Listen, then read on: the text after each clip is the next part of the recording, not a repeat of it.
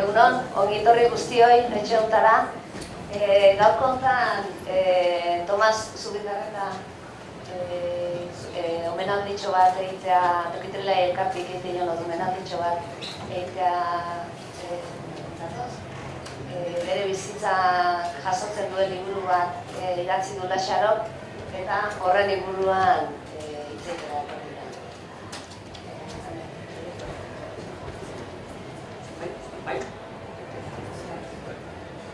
Egunon, eta eskerrik asko ona biltzaten guztioi, eta batez ere, soinu zapaldero kantu, eta gaur, txandatezu honotan, zen goiai, Laxaroko zuegoki bateietu berri doen pozaren bezulari honi, harrera modu eta ikiako izaten guztioi, eta eskerrik asko.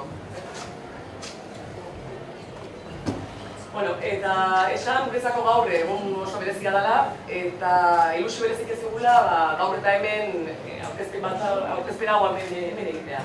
Alde batetik, Soinuren liburutegiaren 10. liburua aurkeztera goazelako, protagonista bera hemen dugulako gurekin eta sasoik beten, eta gainera gaur bere urte betetzen eguna dalako. 84 urte betetzen du gaur, eta Soinunak bihurtzen ez, eta urte askotako. Soinuren liburutegia hau bilduma da, 2008 urtean hasitako ekimen bada, eta helburua Teknixak berarekin dakarren ondare hori nolabait ere transmititzea izan zen sortu zuenen liburutegi bilduma honen helburua. Eta, esan behar dugu, orduz geroztik, hainbat egiturari eta Pandrero Jolei buruzko biografia liburuak kaleratu ditugula, ez? Besteak beste, Elgeta, Gelatxo, Rufino Arrola, Sakari, Epelde, Zumarra Kontepitixa, Urrestilla Kontepitixa, Lantakanda eta Maltzeta. Eta gaur, 10. alea aurkeztea goazena, zendaiari eskainitakoa. Esan bat da, liburu hauek, horrekoetan bezala, bi atal nagusi dituela, albatetik liburua bera, eta bestaldetik CDA azale itxatxeta di joana, eta bertan, liburuari balio eratxia ematen dien grabazio zahar eta ineditoak biltzen dira. Eta oraingo honetan, 32 pieza bildu dira eta entzun ahal izango dituzue. Eta alboan ditu Pandero Jolale eta trikitilari bat baino gehiago, ez? Bestea beste, Anaia Miguel, Landakanda, Zabale, Egañazti, Izerbaita Xemek, Epelde, Egurrola, Jose Maria Arrizabalaga, Hilario Etxani eta Martin Urrete Bizkaia. Esan behar da, Trikitixa elkarteentzako oso material piztua dela bilduma hontako liburutan jasotzen dena. Izan ere, balio historia handia baitu egindako lanak eta etorkizunari begira ere, belaunaldi berrientzako hortxe egiten jasota eta uste dut horrek balio handia duela. Hemengo liburu hauetako biografiak idazterakoan, pertsonak, artistak aukeratzeakoan, beti irizpide bat jarraitu izan dugu, ez? Nolabait ere, Trikitixa munduan, arrasto bat utzi izan duten trikitilariak, edo, bandero joleak, edo, modu batera edo bestera, Trikitixari ekarpenak egin dizkioten jendea buruzko biografiak egin izan ditugu, ez? Artista hori buruzko biografiak.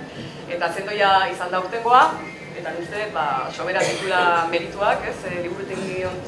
Bilduma honetan marre hoteko, hasteko, esan dezakegu, Trikitixa jotzeko aide berezia duela, errepertorioare ikaragarria, oso zabala, lan asko egin duela piezak entzun eta garaienko modan dauden piezak bere galbaetik pasa eta filtro hortatik pasa ondoren Trikitixara moldatu eta gero dana gana heldarazten. Gaina transmisio lan handi egin du, garai bateko piezak eta jende gaur arte ekarri izan dizkigu, ez dela ez dut sortuko, gaina esaten da buru oso esona duela eta behin ikasitako pieza ez duela dazten, orduan pentsatu hainbeste urteetan soño jotzen, bazena pieza nodian ganbara hortan. Eta gero beste gainean merituan uste dut bikoitza dela, gehiagokoa, ze kontutan izan behar da, zendoia bere kaseta ikasizola, autodidakta da, eta ni uste dut horrek ez duela izan guk eukidun suertea, irakaslek izan, eta ni uste dut hori bastante errexago izango dela, bere kaseta ikastea baino. Eta beste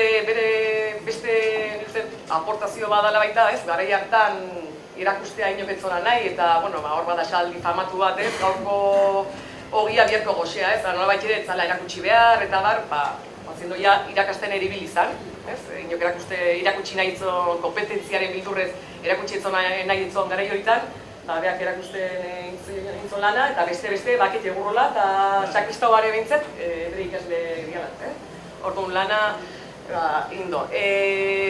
Bestalde esan behar da baita oso langilea, fina, lan asko egindakoa beti, eta beti jendea pozik ustea, ez hor bada esaldi bat badau, ez dakizan mez nola, liburu jasota, Iturbidek esaten duena, jendea posten gozatzen duen gizuna dela, ez? Bizitza guztia, jendea posten saiatu dela eta hortan dara bizitza guztia.